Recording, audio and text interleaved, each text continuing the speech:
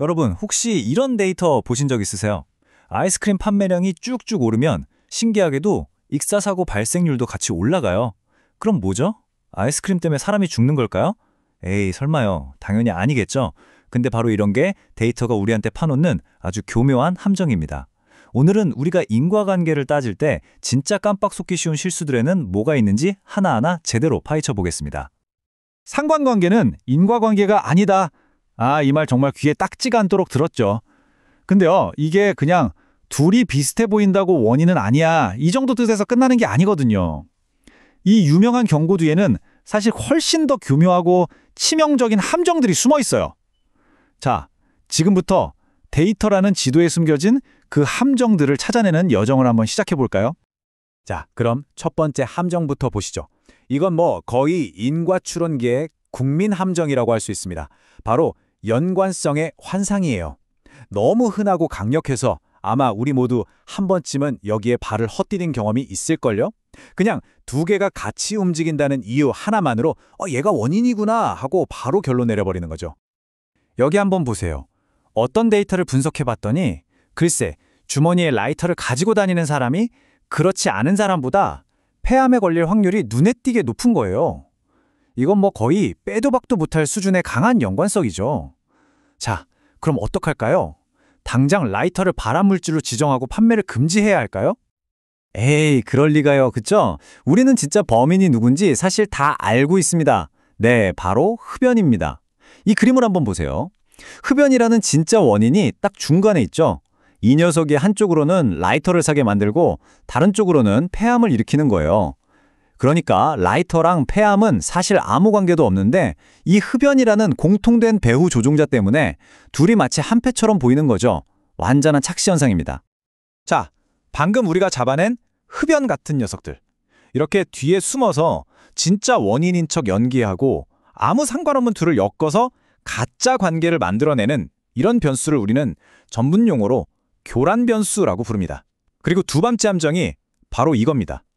이 교란 변수의 존재를 아예 눈치채지 못하고 넘어가 버리는 거죠.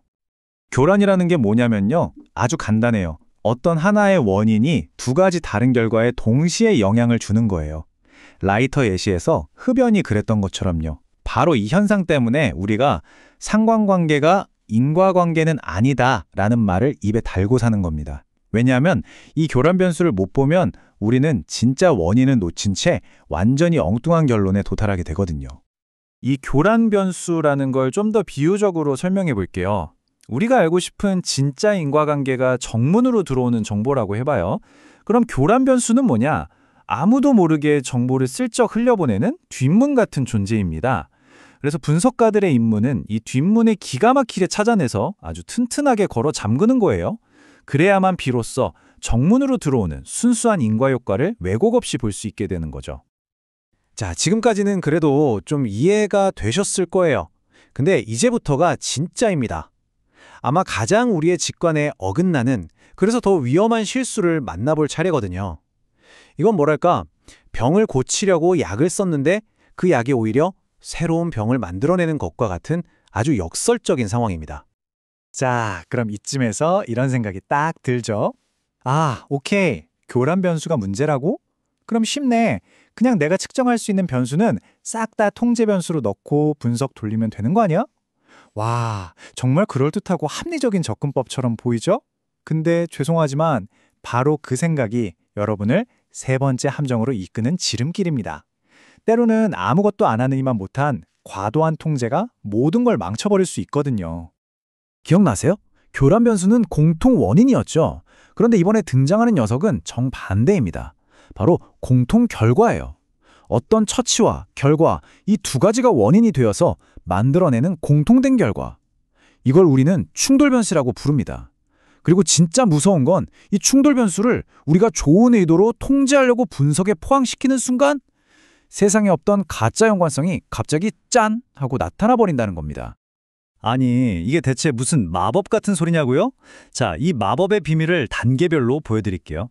1단계, 원래 A랑 Y는 서로 아무 상관없는 사이예요. 둘 사이의 길은 완전히 막혀 있습니다.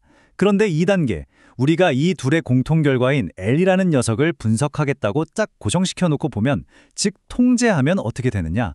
3단계, 갑자기 굳게 닫혀있던 수문이 활짝 열리는 것처럼 A와 Y 사이에 없던 길이 뻥 뚫려버리는 겁니다. 와, 이 예시를 보면 진짜 소름이 돋을 정도입니다. 한번 상상해 보세요. 사실은 아무 효과도 없고 오히려 고위험 환자를 전부 죽게 만드는 끔찍한 약이 있다고 쳐요. 근데 우리는 연구를 할 때 누구만 보죠? 네, 살아남은 사람들만 분석 대상으로 삼습니다. 바로 이 생존이라는 조건으로 데이터를 필터링하는 행동이 생존이라는 공통 결과를 통제해버리는 것과 똑같은 효과를 내는 거예요. 그럼 어떤 일이 벌어질까요?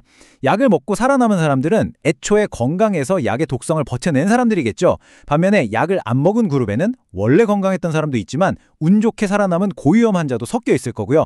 그러니까 두 그룹을 비교하면 당연히 약을 먹고 살아남은 그룹의 건강 상태가 더 좋아 보이는 말도 안 되는 결론이 나오는 겁니다. 약이 사람을 죽였는데도 말이죠. 좋습니다. 자, 이제 마지막 함정입니다. 지금까지는 관찰 데이터의 문제점들을 주로 봤다면 이번에는 인과 추론의 끝판왕, 모두가 믿어 의심치 않는 황금 표준, 바로 무작위 통제 실험, RCT에도 균열이 있을 수 있다는 점을 이야기해볼까 합니다. 무작위 통제 실험이 왜 최고냐면요. 애초에 사람들을 랜덤으로 그룹에 배정해서 비교하기 때문에 우리가 걱정했던 교란 변수 문제가 이론적으로는 사라지거든요. 정말 완벽한 설계죠. 그런데 문제는 현실입니다. 실험에 참가한 사람들이 우리가 지시한 대로 100% 따라주지 않으면 그때는 무슨 일이 벌어질까요? 바로 이 지점에서 여러분이 어떤 분석 방법을 선택하느냐에 따라 결과가 완전히 달라집니다. 왼쪽을 보세요. 이게 정답입니다. 처치 의도 분석. 이건 뭐냐면 참가자들이 나중에 약을 빼먹었던 말든 상관없이 그냥 맨 처음에 당신은 실험군, 당신은 대조군 하고 배정된 상태를 기준으로 결과를 비교하는 거예요. 이게 바로 무작위 배정의 힘을 끝까지 지키는 유일한 방법입니다. 자, 그런데 오른쪽, 이게 바로 우리가 빠지는 실수, 실제 처치 분석입니다. 이건 실제로 약을 꼬박꼬박 먹은 사람들과 안 먹은 사람들을 비교하는 거죠. 그럴듯해 보이지만 이 순간 무슨 일이 벌어지냐? 약을 잘 챙겨 먹는 선택을 한 사람들과 그렇지 않은 사람들 사이의 차이, 즉 우리가 무작위 배정으로 애써 없앴던 선택 편향이라는 교란 변수를 우리 손으로 다시 부활시키는 꼴이 되는 겁니다. 자, 그럼 오늘 우리가 수집한 이 지식들을 여러분의 인과 추론 실수 탐지기에 딱 장착해 볼까요? 첫 번째 키트, 두 개가 같이 움직인다? 그럼 바로 혹시 뒤에 숨은 배후, 교란 변수가 있는 거 아냐? 하고 의심부터 하세요. 두 번째 키트, 분석할 때 이것저것 다 통제하고 싶은 유혹을 참으세요. 특히 공통 결과, 즉 충돌 변수를 건드렸다가는 없던 관제가 생겨나는 마법, 아니 저주에 걸릴 수 있습니다. 그리고 마지막 세 번째 키트, 실험 데이터를 볼 때는 사람들이 실제로 뭘 했는지가 아니라 맨 처음에 정해진 운명, 즉 원래 어떤 그룹에 배정되었는지를 기준으로 분석해야 한다는 걸 꼭 기억하세요. 이제 여러분의 손에는 데이터를 그냥 고지고대로 믿는 게 아니라 그 속에 숨어 있을지 모를 가장 흔한 함정들을 꿰뚫어 볼 수 있는 강력한 도구 세트가 쥐어졌습니다. 그럼 이제 이 도구를 한번 써보셔야죠. 오늘 당장 여러분이 뉴스에서 보거나 인터넷에서 읽게 될 수많은 A가 B의 원인이다라는 주장들, 그 중에서 여러분이 가장 먼저 잠깐만 이거 혹시 하고 의문을 던져볼 다음 타겟은 무엇인가요?